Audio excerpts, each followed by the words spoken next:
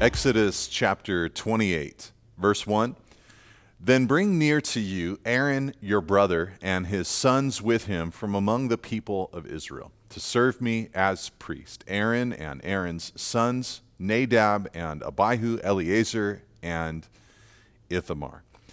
Now here, as we turn to chapter 28, we're going to see the calling and the clothing of the priests. And then in chapter 29, which we'll study together next time in Exodus, we're going to look at then the consecration of the priests. So here we're going to see first what they're wearing and what they're meant to serve God like, what their service is to be like as indicated by their clothing. And then in chapter 29, we'll see them actually be consecrated, what their ceremony that set them apart for the ministry was supposed to look like. And really, in a sense, what you have with the priests are a group of people who were to minister in the tabernacle in lots of unique ways, but very straightforwardly. They were to maintain the incense that would be offered twice a day on the altar inside of the tabernacle, representing the prayers to the nation, to God for the nation. They were to maintain the lampstand that was inside the tabernacle as well, make sure that it was filled with oil so that the fire was continuing to burn. They were every day to replace the bread that was inside the tabernacle with fresh bread and take the old bread out. And they were to maintain and offer sacrifices on the altar that was outside of the tabernacle on behalf of the people, and they were to bless the people as well. They also would, from time to time, preside over cases inside of or among God's people, sometimes dealing with things like remarriage or leprosy, civil cases amongst the people. And they were to instruct the people in the law of God and give encouragement to the people when there were times of chaos or war. And when we get to the book of Leviticus, especially Leviticus 1 through 8, we're going to get to see the details of the sacrificial system and their work. And I hope that'll be an exciting time, actually, as we go through that portion of the book of Leviticus. One of the first things, though, that we see in this first verse of chapter 28, where we're going to look at the garments of the Old Testament priests, is that God tells Moses that it would be his brother Aaron who would be chosen, and Aaron's sons who would be chosen from among the people of Israel. Now, one of the things that's interesting about this is that this means that this was not a position that was attained by character or status, but was something that God chose people for. He chose Aaron and his offspring to be the ones that would serve in this position. They were not self-appointed like so many other religions, but they were those who God had selected, and merely just because they were descendants of Aaron himself. And then, of course, they were the sons. They were to be men. These were male leadership positions amongst the people of Israel. And what he says there in verse 1 is that these men, Aaron and his 4 sons, they were to serve God as priests. Serve God as priests. In a sense, there's a human impulse to this because all the religions of the world have some form of a priesthood or mediator that is in between the deity that is being worshipped and the worshipers. But the difference here is that God is the institutor of this priesthood, and these priests are ideal representatives of all of us because the full orb of God's revelation, the Bible, teaches us that covered by the blood of Jesus, all of us are called to serve God as priests. Revelation 1 verse 6, he's made us into a kingdom, priests to his God and Father. 1 Peter 2 verse 5, you yourselves like living stones are being built up as a spiritual house to be a holy priesthood, to offer spiritual sacrifices acceptable to God through Jesus Christ. So in a sense, when we look at the garments of the original priests, understanding in the back of our minds that the destiny that God has for every believer is that we would serve God as priests ourselves, then we can approach this chapter knowing we got a lot to learn from this section of Scripture regarding our relationship with God, regarding our service towards the Lord. Now, the four sons of Aaron are mentioned: Nadab and Abihu, Eleazar, and Ithamar. Nadab and Abihu, when we get to Leviticus chapter 10, we're actually going to see these men suffer under the disciplinary hand of God for a specific sin that they commit. And so they will die. Eleazar and Ithamar will live on, and they will, again, assume the priestly duties and responsibilities after Aaron. Eleazar will actually be the one who becomes the high priest after Aaron's death. In verse 2, it says, "And you shall make holy garments for Aaron your brother, for glory and for beauty."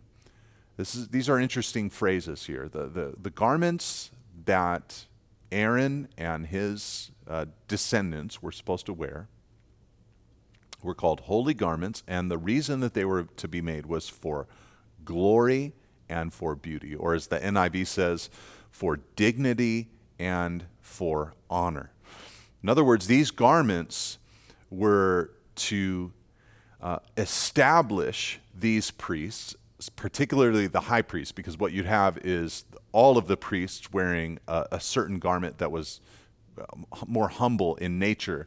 But most of what we're going to have described for us in this chapter is the vestments or the trappings or the outfit of the high priest.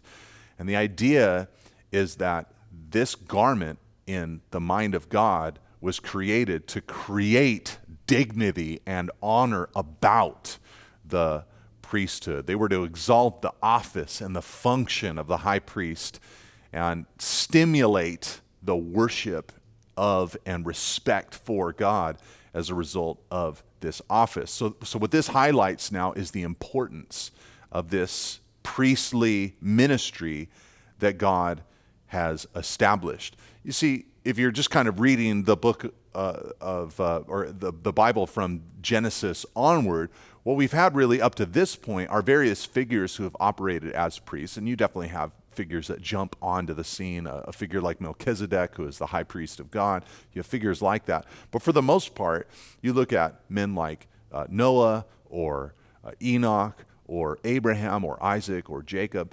These are figures who, as the heads of their household, they are the ones operating like the priest of that group of people, the ones building altars, offering sacrifices to God, prayers to God, creating monuments to the Lord. Now here God is saying, it's not that God is saying he didn't want the heads of the household to have any significance. He, of course, does. That's all throughout Scripture. But what he's saying here now is that for this moment, the priesthood is going to be taken away from those figures. They're beginning to develop now as a nation, and it'll be the sons of Aaron who will operate in these priestly ministries. And really, in a sense, it's almost shocking to say it this way, but it's kind of like the clothing makes the man in this chapter.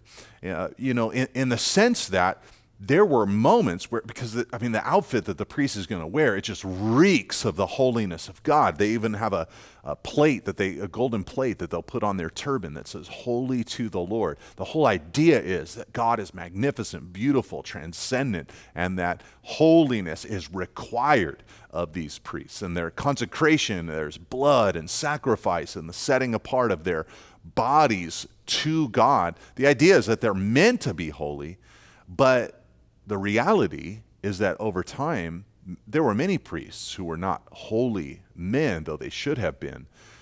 So it's almost as if the garments themselves, they are communicating holiness, even if the person within does not have a holy lifestyle. So it's kind of like the clothes make the man. In the Bible, there are many times where clothing represents outwardly what the wearer is internally. And in this case, it's representative of what the wearer is before God. To God, these priests are holy. To God, these priests are separated from everybody else for the task at hand. And like I said, unfortunately, there were many priests over the years who didn't really have the kind of character that these garments externally communicated.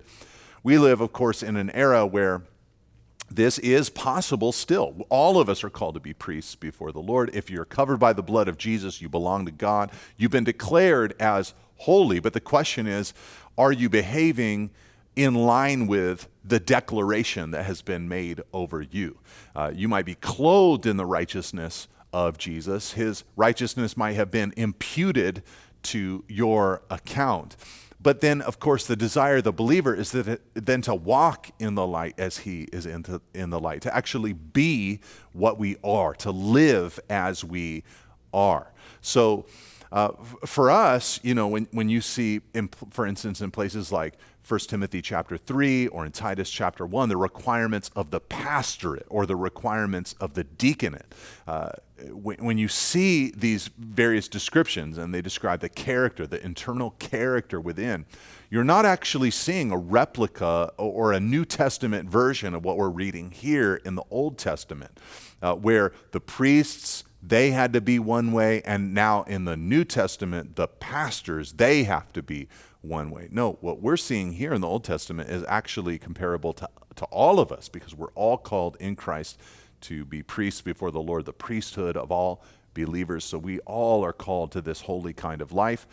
But when it comes to the actual pastoral ministry or the work of actual ministry within the church, there are character requirements that must be met. And that's where passages like 1 Timothy 3 and Titus 1 would come into play. But this is just fascinating to me. This was not an office that a man could even really aspire to. God just chose these people by birth. They were called into this work. Verse 3 goes on and says, "You shall speak to all the skillful, whom I have filled with a spirit of skill, that they may make Aaron's garments to consecrate him for my priesthood.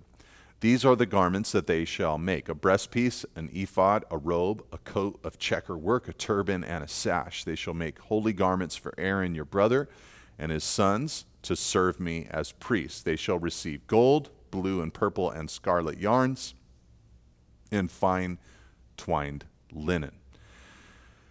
Now, this little paragraph starts with an interesting phrase there in verse 3, where you see that they're called to speak to Moses is called to speak to all the skillful people who God has put in a spirit of skill. They'd be the ones to construct the tabernacle, but now they're going to be called here to construct or to put together the garments of these priests, particularly, like I said earlier, the high priest. But that's just an interesting phrase to me, the idea that God has made these people skillful, that he put in them a spirit of skill. I'm not trying to make too much of this or to say that every single human being on earth has a specific skill that God has given to them, but I think just by simple observation and studying of the human species, it's just clear that God has made us very different from each other, and there are talents and abilities that are innate to us that as we seek the Lord, he helps point us towards, he draws those out of us, and perhaps we might be able to say that God has given a spirit of skill to me in such and such an area of my life. Now, what these skilled workers would create for the priesthood was a breastpiece that would be on the surface of their garment that everybody would see. Underneath that, an ephod. Underneath that, a robe that they would wear, and a coat of checker work, a turban, and a sash. Really, those are 6 things, but there's 8 things in total that are mentioned, because there will be 4 inner garments that all the priests would wear. And then you've got 4 overgarments that the high priest would wear. And in verse 1, 3, and 4, God repeats a phrase: "They will serve me as priests." So this is making it clear that even though they're there to facilitate the worship of the nation, so they are serving the nation, they're there primarily to serve God, answering to God. And another thing to mention is found there in verse 5. They'll receive gold and blue and purple and scarlet yarns and fine twined linens. The idea here is that all the same elements that were used to build the tabernacle are now going to be used to construct the garments of the priests, and particularly the high priest.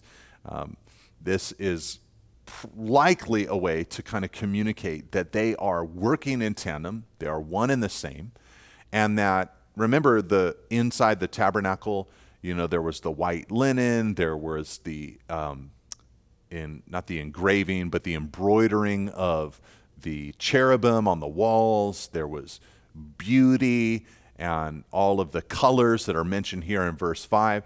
The idea is that the high priest goes in, or the priest goes in with these garments. He's got garments that are matching, that would remind you or remind anybody watching of what's happening on the inside. So the idea is likely that the character of the priest or the worshiper is meant to imitate the character of the place, which was, of course, imitating the character of God. So the high priest was meant to be a heavenly man, in other words. And the same materials here are used for the tabernacle as would be used for their garments. And the idea is that they were an extension of God and God's house himself. And it says in verse 6, "And they shall make the ephod of gold, of blue and purple and scarlet yarns, and of fine twined linen skillfully worked." So here now he's going to describe the ephod, the first garment that gets the description. "It shall have 2 shoulder pieces attached to its 2 edges, so that it may be joined together. And the skillfully woven band on it shall be like it, and be of one piece with it, of gold, blue, and purple, and scarlet yarns, and fine twined linen. You shall take 2 onyx stones, and engrave on them the names of the sons of Israel, 6 of their names on the one stone, and the names of the remaining 6 on the other stone, in the order of their birth. As a jeweler engraves signets, so shall you engrave the 2 stones with the names of the sons of Israel. You shall enclose them in settings of gold filigree. And you shall set the 2 stones on the shoulder pieces of the ephod as stones of remembrance for the sons of Israel. And Aaron," verse 12, "shall bear their names before the Lord on his 2 shoulders for remembrance. You shall make settings of gold filigree and 2 chains of pure gold twisted like cords, and you shall attach the corded chains to the settings." Okay, so again, here's the description of the ephod. Probably a waistcoat kind of garment. It had blue, purple, scarlet, and white linen thread, all in it, entwined with a gold decorative thread, we learn. And this would distinguish the high priest, which at first was Aaron, because he would have a breastpiece, he'd have this ephod, this special robe, a woven tunic, a turban, and a sash. And his sons basically, or the other priests, just had tunics, sashes, and headbands. So the high priest stood apart from the rest of the priesthood. It is interesting in the description of all the elements that they would wear, there's never a mention of what they would put on their feet. No shoes, no sandals. And some people think that that meant that they served God barefooted. Just like when God was approached at the burning bush by Moses, and God told Moses to take the sandal off his feet, for the place where he stood was holy ground. Perhaps the priests served God barefooted because they were on what would be considered holy ground. Now, it's certainly possible, but we don't know with certainty. But the thing that really stands out about this ephod that the high priest would wear is that there was these 2 onyx stones in verse 9 and 12 described, where engraved on the stones were the names of the sons of Israel. So the tribes of Israel represented there. And Aaron would then wear these, and it says in verse 12 that he would bear the names before the Lord on his 2 shoulders for remembrance. So the significance of this is really clear. The priest, when going in to the temple or the tabernacle, was representing the whole nation every time that he put the ephod on, and every time that he went in before the Lord. These were memorial stones for the sons or the tribes of Israel.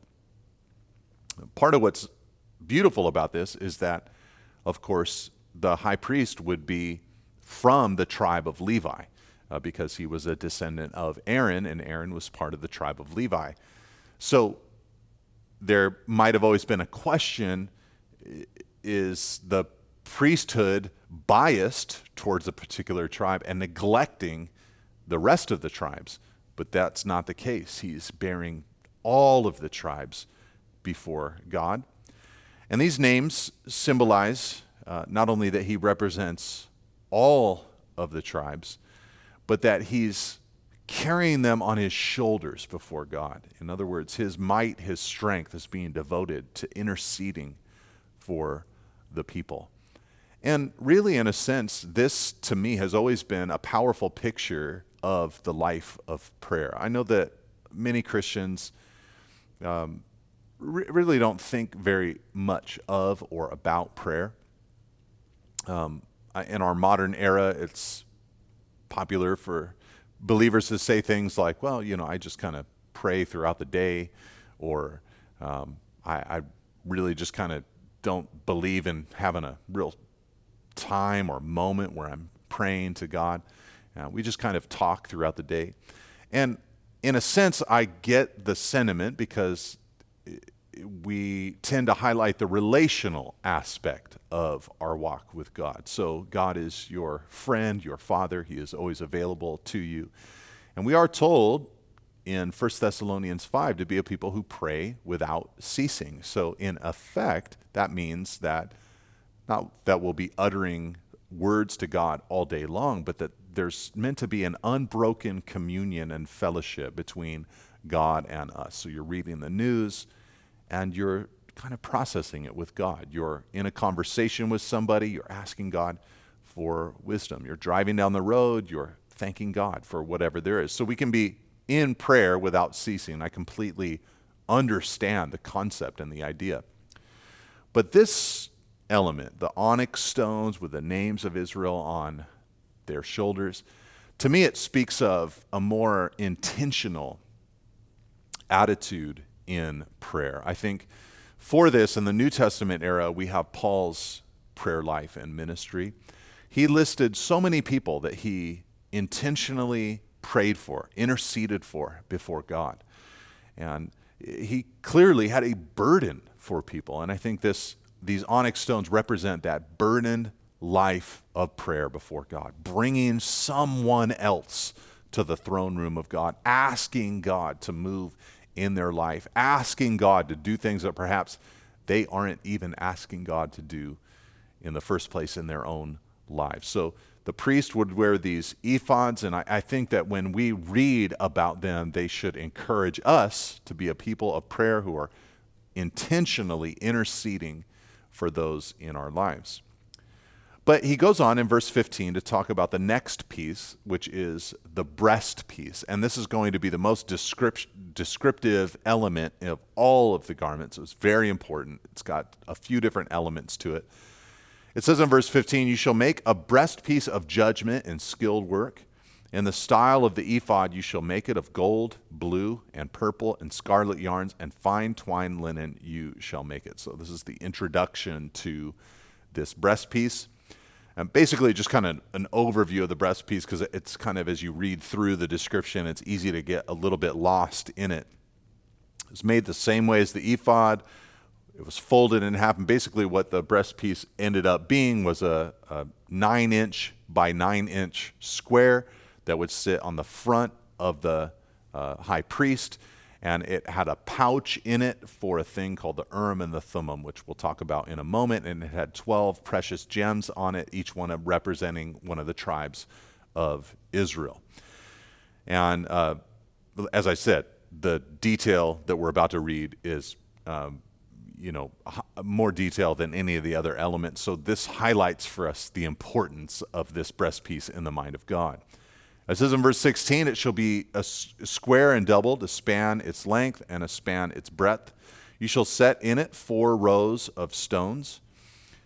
row of sardius, topaz, and carbuncle shall be the first row. And the second row, an emerald, a sapphire, and a diamond. And the third row, a jacinth, an agate, an agate, an amethyst. And the fourth row, a beryl, an onyx, and a jasper. They shall be set in gold filigree. There shall be 12 stones with their names according to the names of the sons of Israel. They shall be like signets, each engraved with its name for the 12 tribes. You shall make for the breastpiece twisted chains like cords of pure gold. And you shall make for the breastpiece 2 rings of gold, and put the 2 rings on the edges of the breastpiece. And you shall put the 2 cords of gold in the 2 rings at the edges of the breastpiece.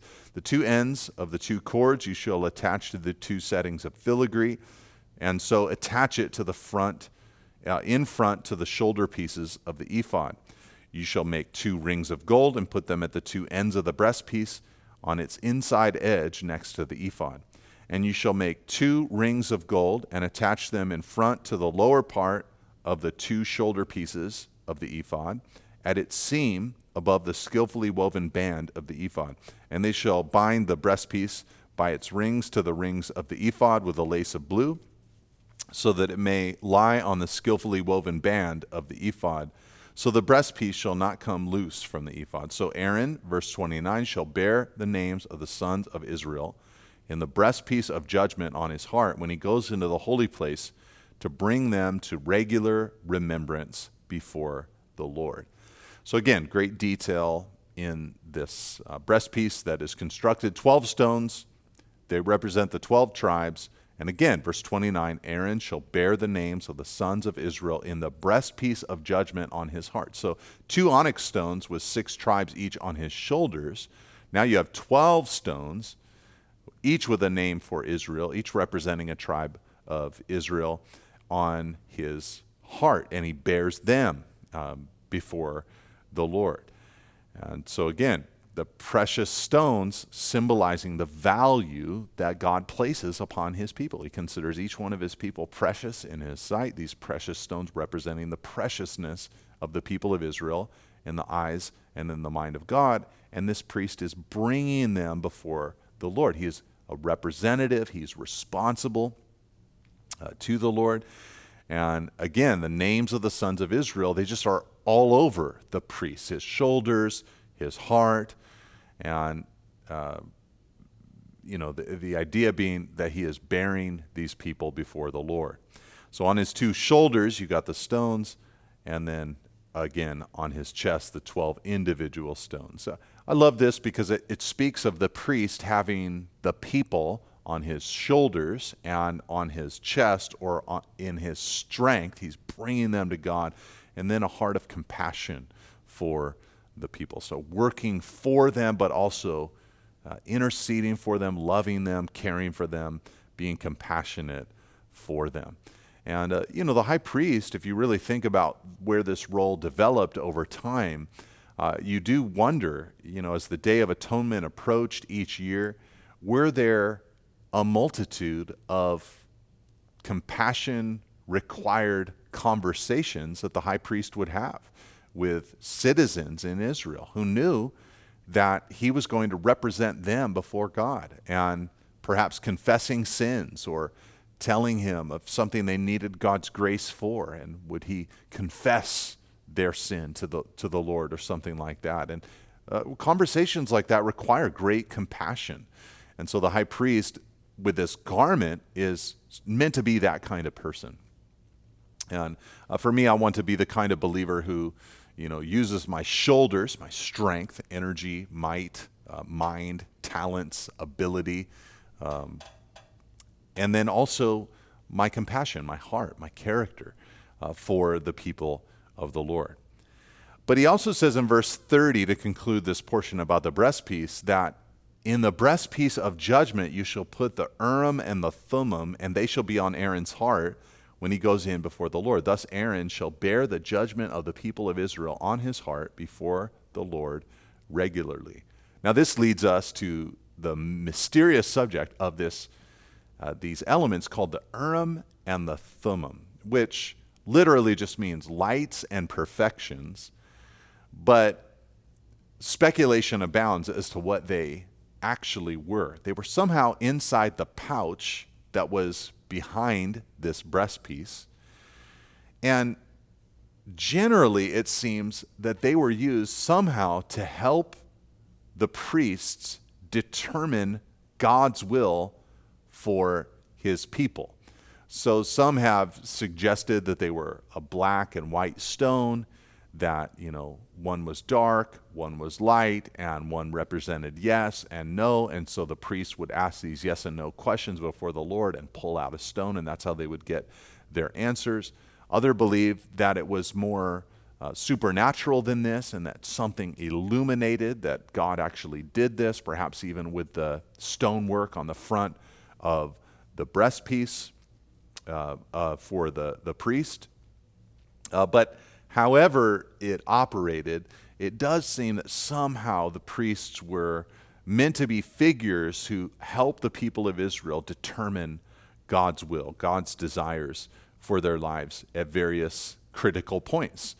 And again, verse 29 and 30 tell us they were to bring the people to regular remembrance before the Lord and to bear the judgment of the people of Israel on his heart before the Lord regularly.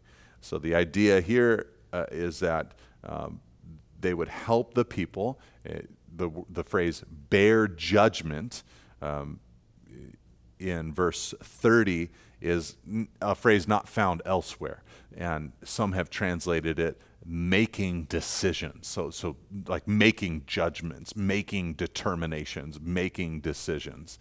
So it's very possible that the priest was meant not only to be a man of prayer, but also a man who you could seek direction and guidance and counsel from. So again, thinking about the priesthood of all believers, of course, Jesus is our great high priest.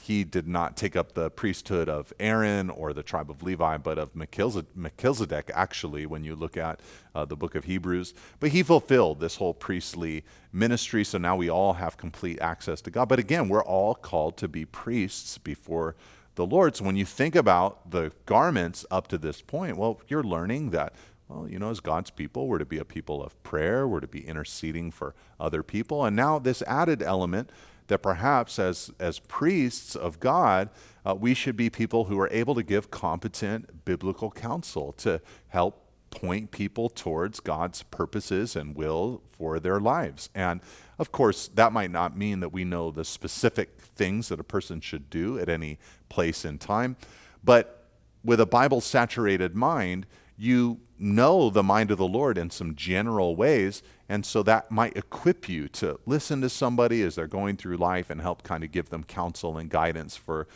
where they should go and what they should do. And because they're made in the image of God, you've studied God's book, you've learned a bit about what human beings need to look like and what God's redemptive work can become in them, and so the counsel that you might be able to give to somebody as time goes on. And again, don't be afraid of that word counsel, as if you have to, every Christian's got to go buy a couch or something that you have your patient lie down on as they pour out their lives to you like you're a therapist or something like that. I'm just talking about the regular course of life, and as you're talking and asking questions, a believer should become more equipped to be able to share the word of the Lord with someone else. Now in verse 31, we move on to the robe. It says, "You shall make the robe of the ephod all of blue. It shall have an opening for the head in the middle of it, with a woven binding around the opening, like the opening in a garment, so that it may not tear. On its hem you shall make pomegranates of blue and purple and scarlet yarns around its hem, with bells of gold between them. A golden bell and a pomegranate, a golden bell and a pomegranate around the hem of the robe. And it shall be on Aaron when he ministers, and its sound shall be heard when he goes into the holy place before the Lord, and when he comes out, so that he does not die." All right, so underneath the ephod and the breastpiece, there would be this robe that they would wear. It was to be sleeveless and blue, no seam, probably go a little bit below the knees. And it would have slits for their head and for their arms so they could operate inside of it. And along the hem were blue and purple and scarlet colors, kind of alternating. And then these pomegranates, it says, at the bottom of it, kind of around the bottom edge, with golden bells that would jingle as they kind of moved about the tabernacle. So everybody on the outside could hear when the priest was moving on the inside of the tabernacle. And then there's this ominous phrase, so that he does not die. At the end there of verse 35, so that he'll be heard, so that he does not die. The idea being that God is holy. You have this priest, he's got to offer these sacrifices before he goes in to spend time with the Lord. If his hands are unclean, if he is unholy, then if they didn't hear the bells jingling any longer, then they would know that our priest might have died in the presence of the Lord. It was in a later era that they began to put a rope around the ankle of the high priest so that they could drag him out of there if he did die. But that wasn't prescribed here at this point. It's just kind of told that you need to have these pomegranates with bells on the outer garment so that he can be heard as he moves around into the holy place. The idea of this garment, again, it's very ornate and beautiful. As some have suggested that the pomegranates represent a fruitfulness before God, a joyfulness of fruit before the Lord. And all of these colors were very bright, festive kind of colors, would make the high priest stand out, and then the sound, of course, would make him stand out even more, because you'd hear him coming, you'd see him coming, you'd hear him coming.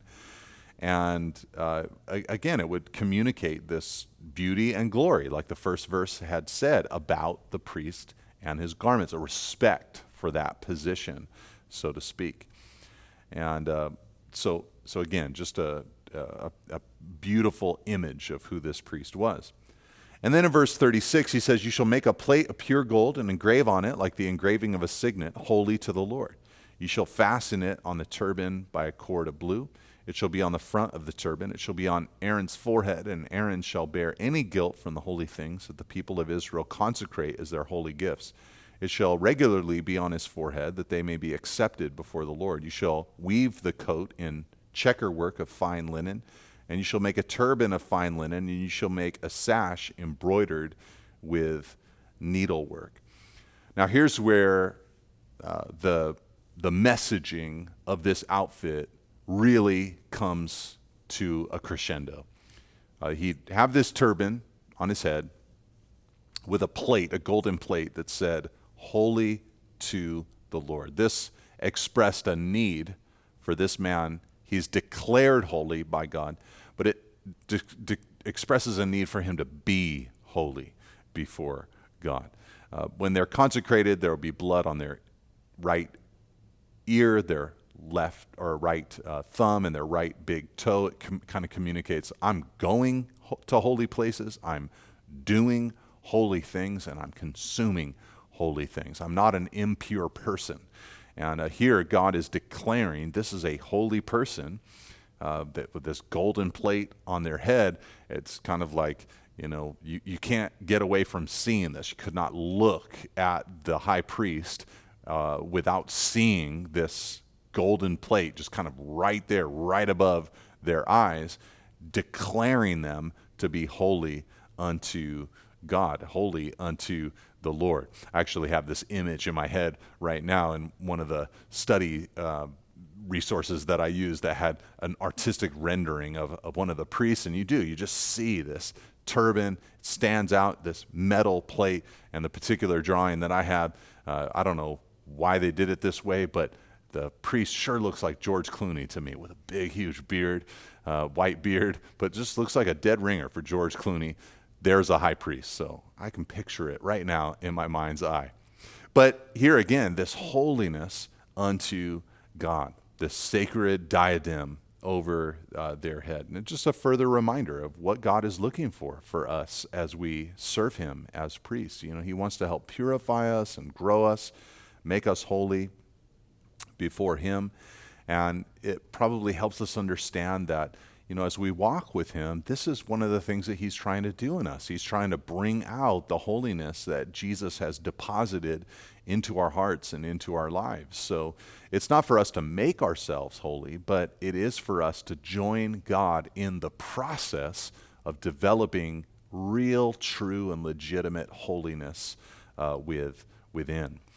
And so they were to go in before the Lord, and it says there in verse 38 that they were to bear any guilt from the holy things, that they would be accepted before the Lord. So the idea here is that, again, as representatives, they were to bring the guilt of Israel before God.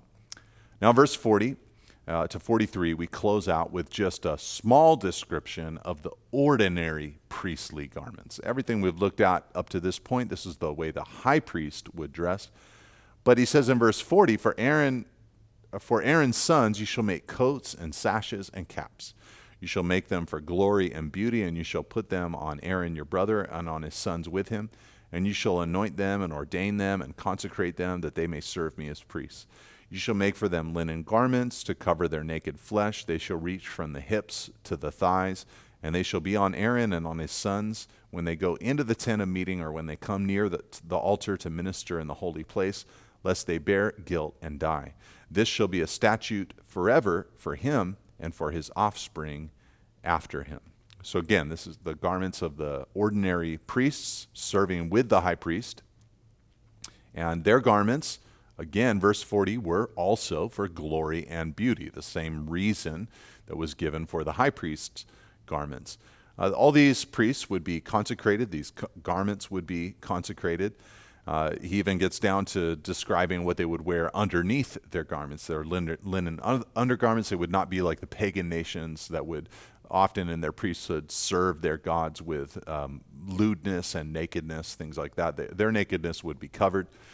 And when they approached God, they would approach God with dignity and with care. Now, in just thinking about this chapter as we close this out today, it might be easy for us to reflect on it. And, for me, I really don't detach myself from this and think to myself, wow, what a strange, odd era that was. And what I think about is well, God's glory and God's presence was there in that tabernacle. When the ark was constructed, the Holy of Holies, the holy place, the candlesticks, the table of showbread. The showbread was placed there on that table, the altar of incense, the incense being burnt, the laver outside to cleanse, the bronze altar, the walls around the tabernacle. When all of that was instituted and the priests put on their garments and they offered those sacrifices, the presence of the Lord came. The Shekinah glory of God was thick there in that place. And I just think about what that would have been like for the priests to go in to the presence of God, to spend time with God in his presence. And I'll be honest, there's a little part of me that is kind of jealous of what that would have been like. Just as when I read that Moses went to the tent of meeting and he met with God face to face as a man meets with his friend, I'm a little jealous of that connection with God, that visceral, real, experiential contact with the God of all flesh. But what we learn through the progressive revelation of Scripture is that when Jesus came, tabernacled among us for 33 years or so, and died and rose from the dead and ascended, he poured out his Spirit so that the Spirit would come to live inside of us. So now we're the temple of the Holy Spirit, and we are the priesthood of the believers. So we can go in to spend time with God. We can pray, we can boldly come to his throne of grace, and in a sense, what we have is so much better. Not just better because we all can do it, and in this instance, only the high priest could do it. That is part of what's better, but it's also not just better. It's not just better in quantity, it's better in quality. The radical access that we have as God's children to his throne of grace. I pray that we would enjoy it more than we ever have, and that perhaps these garments would help us be stimulated to do so. God bless you, church. Have a wonderful week.